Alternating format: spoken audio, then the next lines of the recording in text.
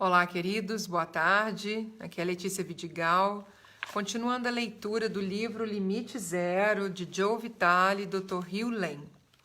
Eu estou agora no capítulo que se chama As Evidências, na página 92, 93. Então, quem estiver acompanhando a leitura com o livro, pode ir na página 93, no capítulo As Evidências. Sejam todos bem-vindos, quem for chegando. Então, eu vou continuar a leitura e a explicação do livro, e depois esse vídeo fica disponível para o estudo de vocês. Você precisa ficar no escuro para produzir a sua luz. Debbie Ford, The Dark Side of the Light Chasers. Muitas pessoas passaram por uma grande transformação depois do jantar e do fim de semana de manifestação. Então, nós finalizamos o capítulo anterior, uma refeição com o divino, com o Dr. Hugh Lane explicando a respeito dos processos de purificação de memórias, e agora o Joe Vitale vai falar sobre depoimentos de pessoas que participaram do jantar. Neste capítulo, você poderá ler as histórias verdadeiras delas para ter uma ideia do poder do processo do Ho Oponopono. Eis um relato de Louise Green. Caro Joe, quero agradecer-lhe mais uma vez por ter organizado a noite com o Dr. Hugh Lane. Sou grato também a Suzanne por ter cuidado dos detalhes, inclusive por ela ter encomendado um jantar vegetariano para mim no Riad. Gostei muito de ter me sentado com você e Nerissa e de ter conhecido vocês e as outras pessoas maravilhosas que estavam na mesa.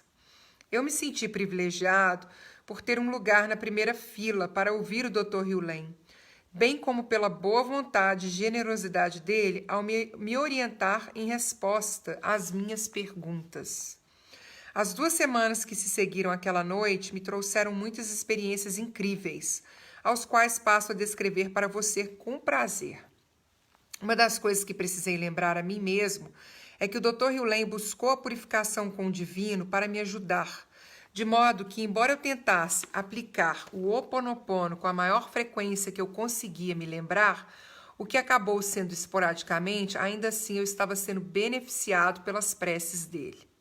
Recebi o pedido para participar das histórias do Dr. Hugh Lane logo depois de ouvir a gravação.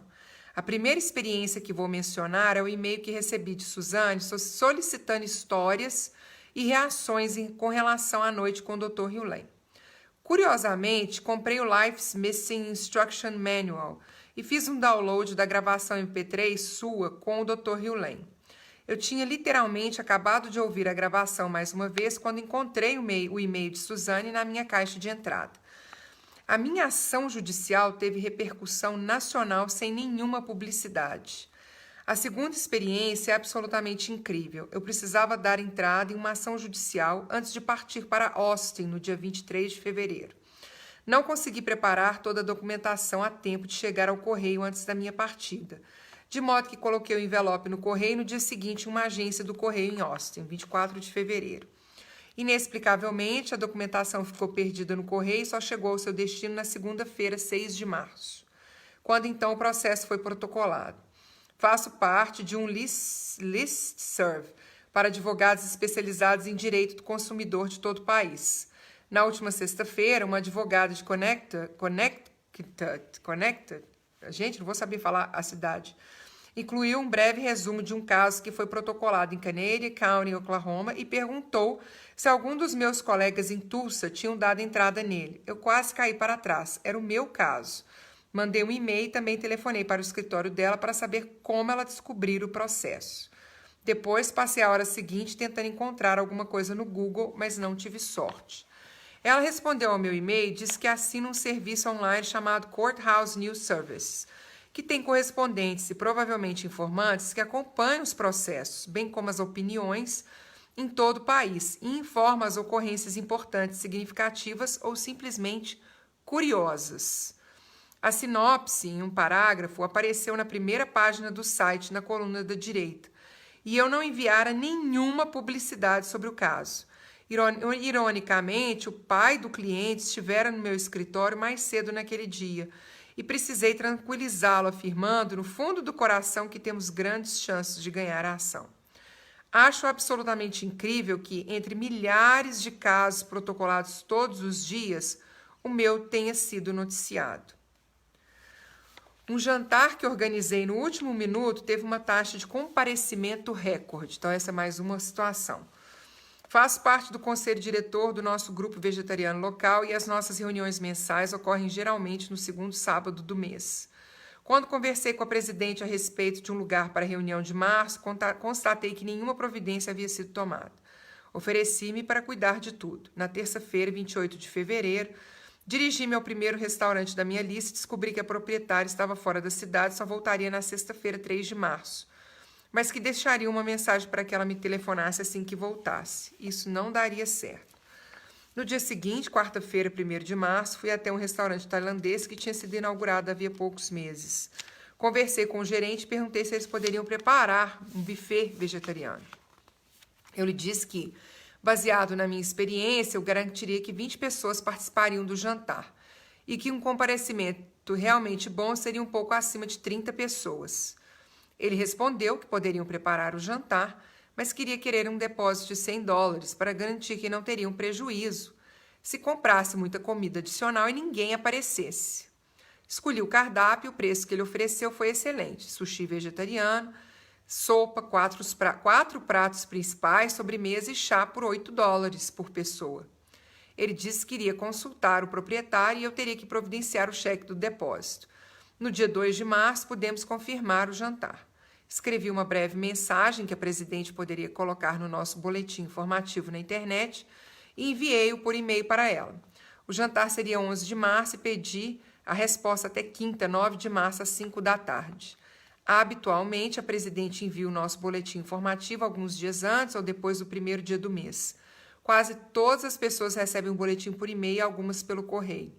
Também o afixamos nas lojas de produtos naturais e bibliotecas da comunidade. Dessa vez, a presidente não teve tempo de enviar um boletim, de modo que basicamente enviou no sábado, 5 de março, o e-mail que eu mandara para ela com um aviso sobre o jantar em lugar do boletim. A informação pelo correio normal seguiu na segunda-feira e não foram colocados cartazes nas lojas e nas bibliotecas.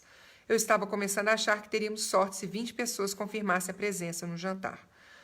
Na segunda-feira, as respostas começaram a chegar aos poucos. Algumas pessoas responderam. Outras chegaram na terça, de modo que achei que conseguiríamos no mínimo 13 pessoas que tínhamos garantido com o depósito. No entanto, a partir da quarta-feira, as respostas começaram a chegar como nunca acontecera antes. No final do dia, já tínhamos 37 confirmações. O que é interessante nesses depoimentos é que as pessoas estão contando a respeito daquilo que elas vivenciaram, daquilo que elas viram nas situações delas e quais as crenças que elas tinham em relação àquelas determinadas situações, né? Durante o processo de purificação, elas vinham com as crenças. Ah, não vai ter gente. Ah, não vai ter publicidade. Ah, não vou conseguir ajuda. E aí, com a purificação, isso vai se transformando, isso vai se modificando. No final do dia, já tínhamos 37 confirmações. Ocorreu-me que poderíamos enfrentar um tipo de problema diferente, de modo que telefonei para o gerente e perguntei a ele qual era a capacidade do restaurante. Ele respondeu que eram 65 lugares.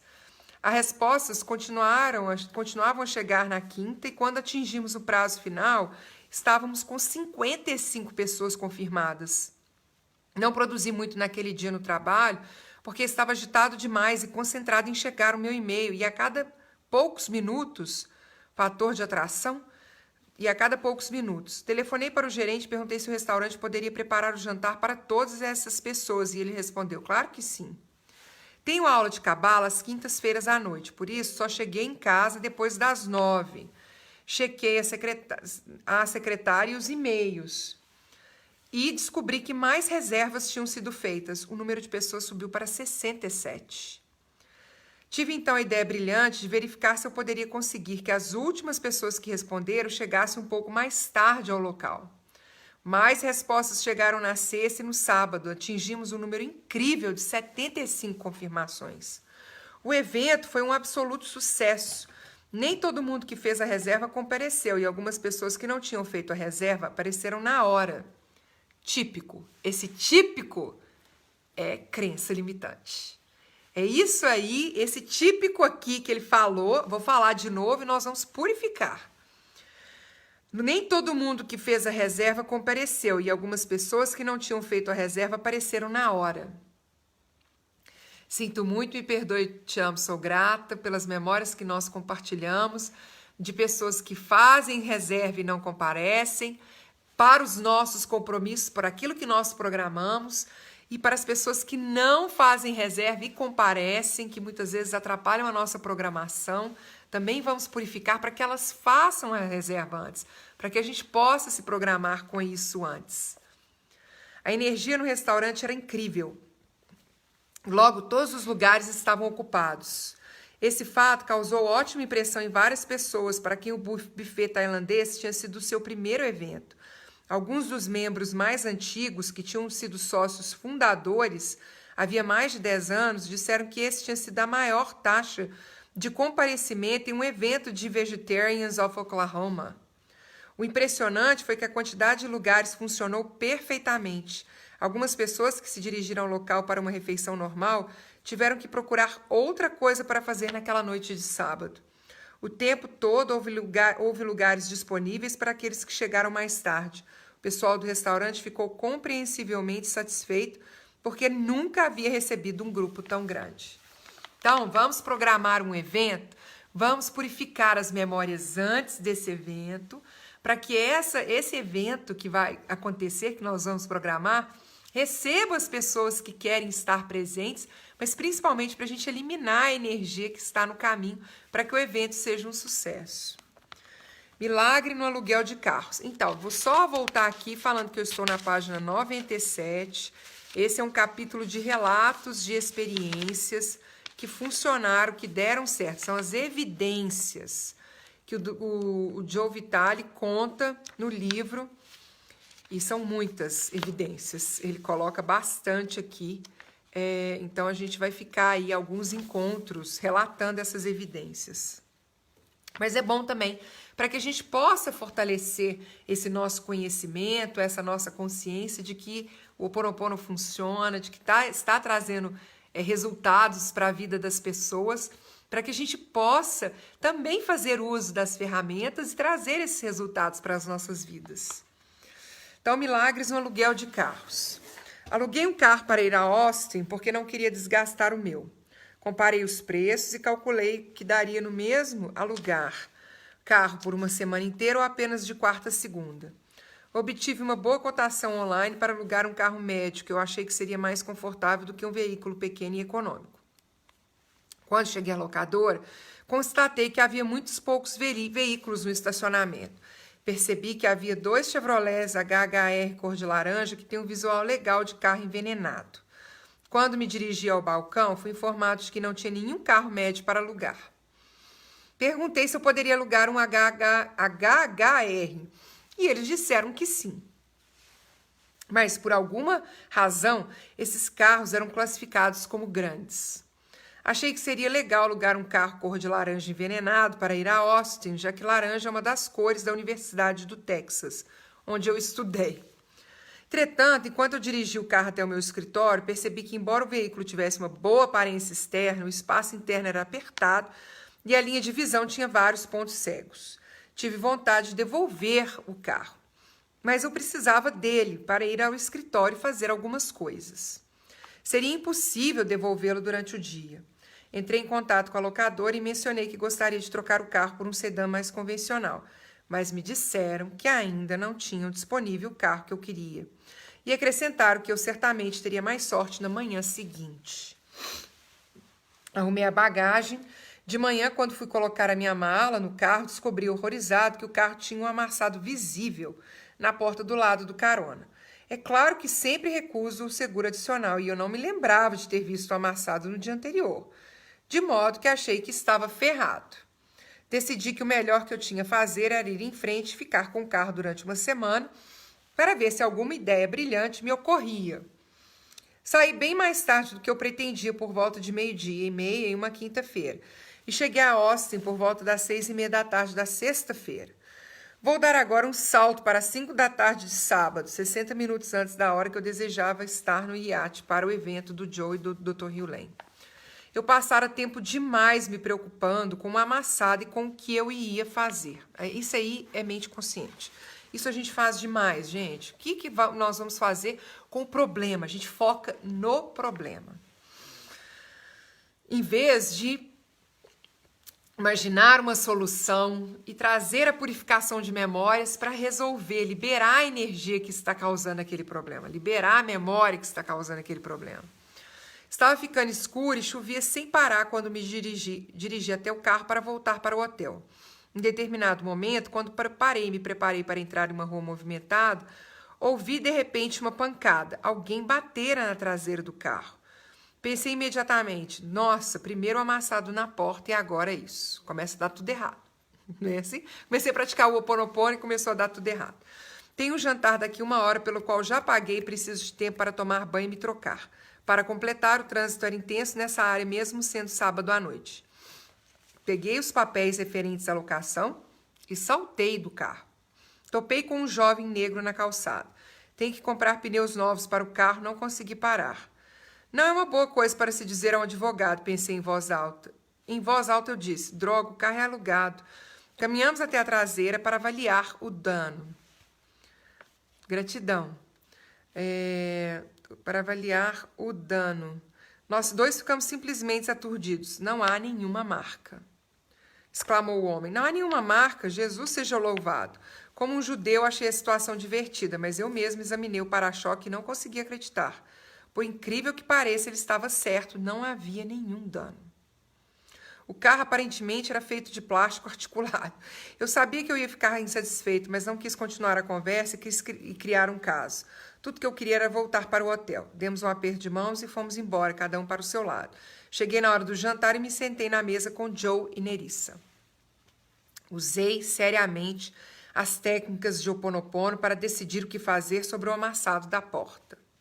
Adiei fazer qualquer outra coisa a respeito do assunto até umas 2 horas antes do momento em que eu teria que devolver o carro em perfeito estado. Aqui é outra coisa que nós não fazemos. É muito difícil purificar e entregar. Purificar a energia que está gerando uma situação desconfortável na nossa vida e entregar para o universo a solução desse problema que nós estamos vivenciando. O que a gente faz? Eu purifico, mas eu começo a agir. Eu ligo para uma pessoa, eu entro em contato com outra, eu levo o carro para uma avaliação, eu me preocupo mais ainda, eu ligo para minha mãe para falar sobre o problema que eu estou enfrentando e que eu comecei a fazer no Ho'oponopono, mas que não está dando certo. Eu continuo dando energia para o problema. Através dos meus pensamentos e das minhas ações e das minhas emoções que estão envolvidas ali também. O que ele fez? Ele purificou e não fez mais nada. Ele não deu energia para aquele problema que ele estava vivenciando. E isso é muito difícil para a gente fazer. Porque isso significa que eu estou fazendo uma entrega. Entrega de que o problema será resolvido não do meu jeito. Não da forma como eu acho que ele tem que ser resolvido, mas através da forma que o Divino Criador vai colocar no meu caminho para resolver. Então, vamos ouvir essa história até o final. Tudo que eu queria, adiei fazer qualquer outra coisa a respeito do assunto até umas 2 horas antes do momento em que eu teria que devolver o carro em perfeito estado. Procurei na lista telefônica e encontrei um lugar que consertava amassado sem usar tinta. O cara da loja me deu um orçamento de $95, mas ele precisava de algumas horas para fazer o trabalho. Isso me faria pagar uma multa por atraso, o que eu realmente não queria que acontecesse. Perguntei o que deveria fazer e a resposta chegou bem clara. Seja sincero. Telefone para o escritório da locadora e explique a situação. Se eles quisessem me responsabilizar pelo amassado, pelo menos eu teria uma estimativa do valor, né? Liguei então para o escritório, o cara no telefone me disse que não mandasse fazer o conserto. e levasse o carro para a locadora para que eles pudessem examinar os dados do carro e avaliar o amassado. Eu disse ok. Levei então o carro para a locadora e deixei-o estacionado na pista de devolução. A moça do setor de atendimento ao cliente começou a escanear o código de barras e a fazer a leitura das informações sobre o carro. Eu contei a ela o que estava acontecendo e ela me enviou para o trailer onde ficava o escritório. Encontrei o cara com quem eu falava no telefone e ele digitou no computador o número de identificação do carro. Milagre 2. O amassado já constava na ficha do carro. Eu não era responsável. Viva, eu estou livre. Então, ele não viu o amassado antes. Na hora que o amassado apareceu, isso se tornou um problema para ele. Ele deu energia para esse amassado, pensando sobre ele, como que ele faria para resolver. Mas no momento em que ele resolveu fazer purificação de memórias, não limpar... Olha só, gente. Se ele tivesse alimentado esse problema do amassado o tempo todo, provavelmente ele teria mandado consertar e pago pelo conserto de um amassado que não tinha sido ele que tinha feito. Mas é isso que a nossa mente faz conosco. A gente foca tanto no problema que a gente fica encontrando soluções que não nos favorecem, que não estão conectados com aquilo que o divino quer para nós. Mas fazendo esse exercício de entrega e sendo sincero, trazendo a honestidade para a relação dele com a locadora, ele simplesmente se viu livre daquela situação. Se viu livre do problema sem precisar fazer nada. Apenas purificando e confiando que o processo seria resolvido da melhor forma possível. Quantos de nós somos capazes de fazer isso? Vou ler mais um relato e vou encerrar por hoje. Vamos fechar esses relatos e nós continuamos amanhã com mais alguns relatos. Eu vou ler aos poucos os relatos porque eles são muito grandes. Ofereceram a minha irmã o emprego dos seus sonhos. A minha irmã me telefonou uma semana depois do jantar com o Joe e o Dr. Hughley. Ela é vice-presidente de uma divisão de companhia muito grande conhecida.